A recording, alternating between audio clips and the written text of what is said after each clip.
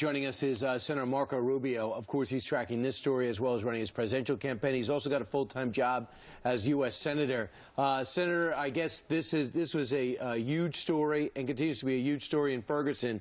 1 year later, violence breaks out again. All the changes the Justice Department wanted to the Ferguson Police Department to make, they made.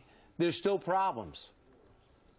Well, first of all, obviously for the family of that young man, it's still a tragedy as it is for the community, and so people have a right to peacefully demonstrate and speak out. It is important, the flip side of it, to understand this is an issue that was looked at by the Justice Department, local officials, and the officer was cleared. That said, we also have to remember, it sounds like in this instance, that potentially there was criminal activity unrelated to the protests that were going on that may have led to the shooting. We don't know all the details of it, but as a country, it's concerning that these issues continue to occur once again in Ferguson now a year later. Sure, and Senator, we just interviewed the president of the Fraternal Order of Police down in Alabama, where an officer was pistol whipped by a suspect with his own gun.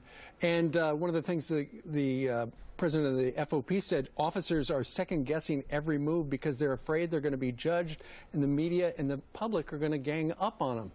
That's one of the problems now. Well, it is, and that's why the body camera issue is important, I think, if we can afford it in those jurisdictions that can get them, because it protects both the officer but also the people. I mean, it gives you some real insight into what happened. But look, we have to understand that on a regular basis, police officers around this country are interacting with dangerous people. And, you know, unfortunately, not a month or a couple weeks go by that we're not mourning the loss of another law enforcement officer. We've all seen the images of that. It's a tough and difficult job.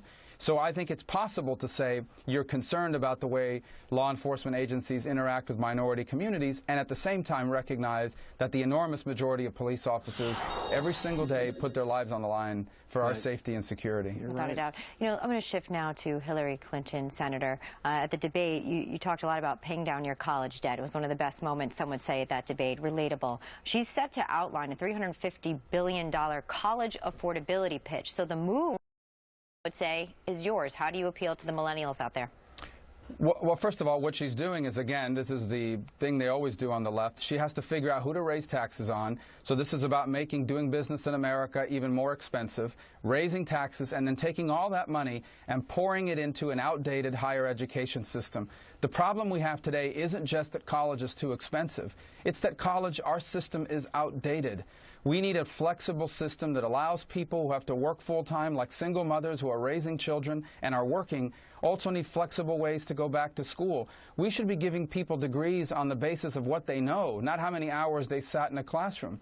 And I'm not saying we don't continue with traditional higher education, but we have to allow some competition to compete with traditional colleges. You know, online coursework, competency-based education. Sure. Some of this already is out there. And all that she's talking about is let's raise taxes and pour a bunch of money into a 20th century outdated model. She wants to cut deductions on the wealthiest Americans, those horrible people we hear so much about, and over 10 years raise $350 billion so kids can get grants rather than loans.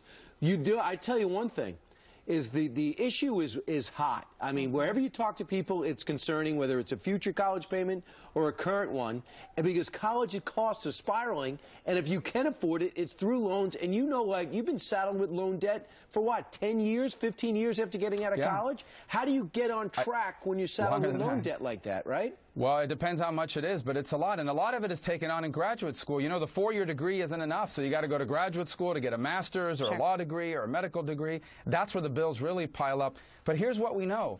Traditional colleges, every time you add more money in financial aid, they raise their tuition rates to eat it up. That's what they do, and that's what's going to happen here again, unless they have competition. Sure, well, but Senator, that competition could drive those prices right down. Yeah, but Senator, you know why she's bringing it up, because, you know, this is a demographic. She would like them for her.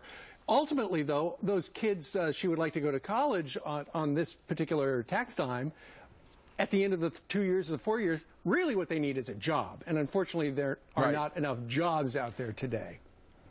Well, that's part of it. And the other part of it is a lot of them are going to graduate with a degree that doesn't lead to a job. Look, the market for Roman philosophers has tightened significantly over the last 2,000 years. And yet people are still majoring in things that aren't going to lead to a job. That's why I believe that before you take out a loan, for that matter, everyone should be told how much people make when they graduate from that school with that degree, so people have an understanding of what they're studying and where it's going to lead. But knowing Roman numerals help you cover the Super Bowl, but more on that later. Let's talk about Iran for a second. Senator Schumer, I guess, belongs with those crazy right-wing mullahs and Republicans who are against the president's plan of missile reduction with Iran. What is your reaction to Senator Schumer doing what he's doing and now being vilified? Well, first of all, he's doing the right thing. And when someone, even though we may disagree on a lot of issues, we need to recognize that someone has taken a decision here based on statesmanship, not partisanship.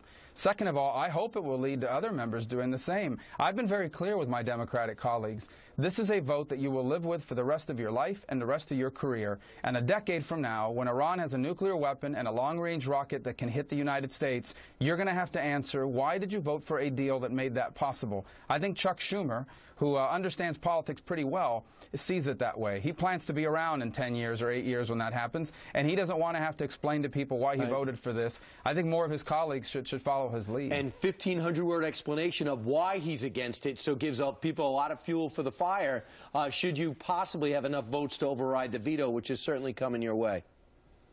Yeah, that's what we hope will happen here in September. Again, we need 67, 68 votes to override veto, and obviously picking up Senator Schumer is a big step forward. We hope some of his colleagues wake up and realize what they're about to sign on to. Well, let's see. All right, Senator Marco Rubio joining us from Miami, en route now to Washington State to do some campaigning. Sir, thank you very much for joining us live. Thank you for your time, Senator. After some great